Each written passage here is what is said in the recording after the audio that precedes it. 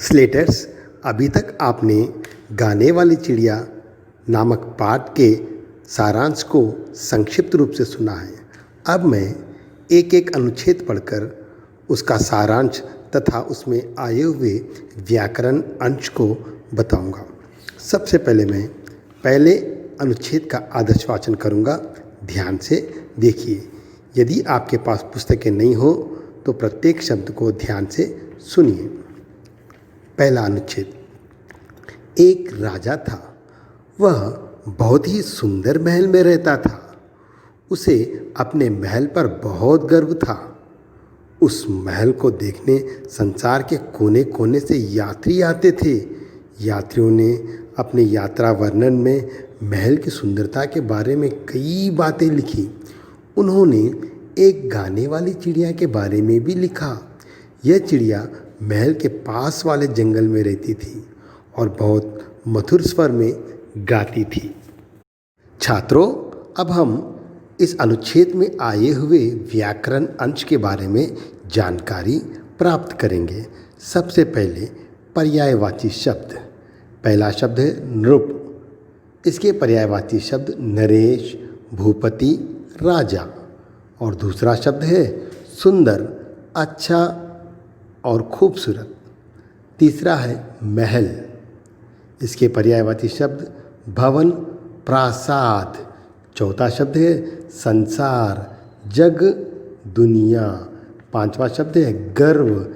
इसके पर्यायवाची शब्द है घमंड, अहंकार, अभिमान। छठवां है यात्रा, सफर, प्रयाण, पर्यटन। सातवां है चिड़िया, पक्षी, परिंदा, खग। आठवां है मधुर।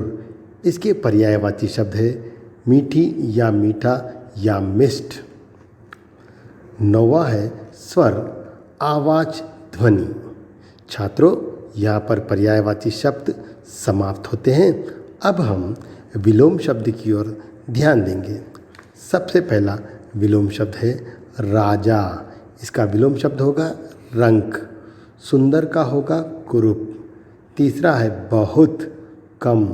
चौथा है मधुर, कटु। पांचवा है पास, दूर। छठवां है एक, अनेक। छात्रों, पाठ में कई भूतकाल वाक्यों का प्रयोग किया गया है। क्यों तुम्हें पता है?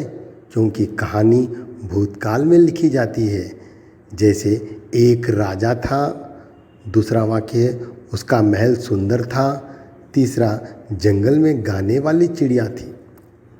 इन वाक्यों में था और थी शब्दों का प्रयोग किया है। भूतकाल अर्थात बीता हुआ समय। तो समझ गए ना छात्रों?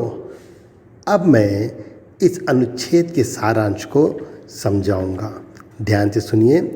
छात्रों, यदि आपको समझ में नहीं आ रहा है तो वीडियो को बार बार देखो और व्याकरण अंश को अपने कापियों में लिख लो। तो चलो अब मैं सारांश बताऊंगा। एक राजा था, उसके पास बहुत ही सुंदर महल था। वह उसी महल में रहता था। उसे अपने महल की सुंदरता पर बहुत ही गर्व था। इस महल को देखने के लिए देश के कोने कोने से लोग आते थे और महल की तारीफ करते थे, प्रशंसा करते थे। यात्रियों ने अपने यात्रा वर्णन में महल की सुंदरता के बारे में लिखा और साथ साथ यह भी लिखा कि एक चिड़िया पास के जंगल में रहती थी और वह चिड़िया बहुत ही मधुर स्वर में गाती थी। अनेक यात्रियों ने उस चिड़िया की प्रशंसा की।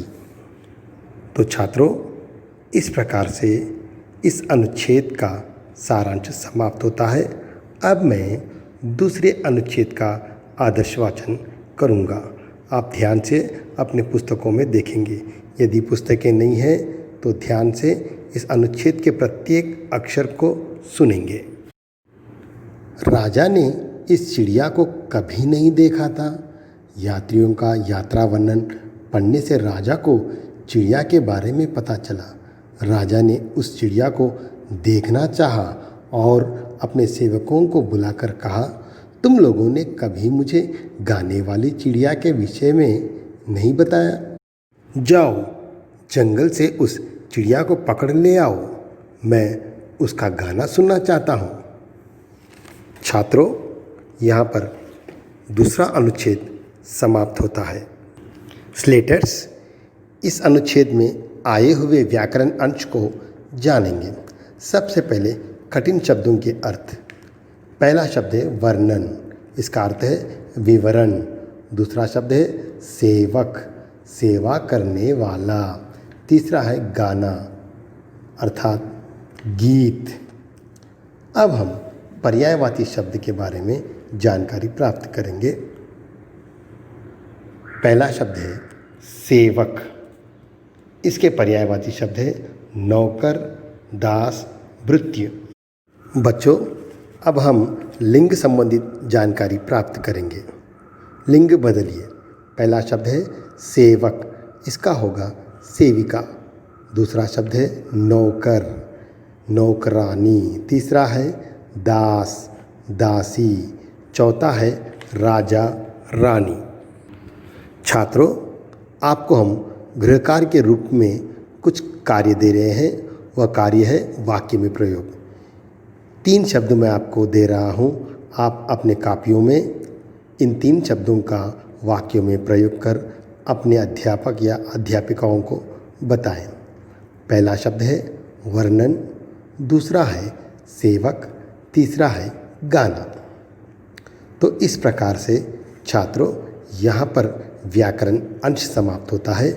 अब मैं इस अनुच्छेद का सारांश बताऊंगा। जब राजा को गाने वाली चिड़िया के बारे में पता चला तो वे चकित हो गए। तुरंत उन्होंने अपने सेवकों को आज्ञा दी और कहा कि तुम लोगों ने मुझे पहले कभी गाने वाली चिड़िया के बारे में नहीं बताया, तो अब तुम सब लोग जाओ और उस गाने वाली चिड़िया को पकड़ ले आओ जो बहुत ही मधुर गाना सुनाती है। मैं भी उस गाने वाली चिड़िया के गाने को सुनना चाहता हूँ। छात्रों, इस प्रकार से इस अनुच्छेद का सारांश समाप्त होता है। आगे हम तीसरा अनुच्छेद पढ़ेंगे।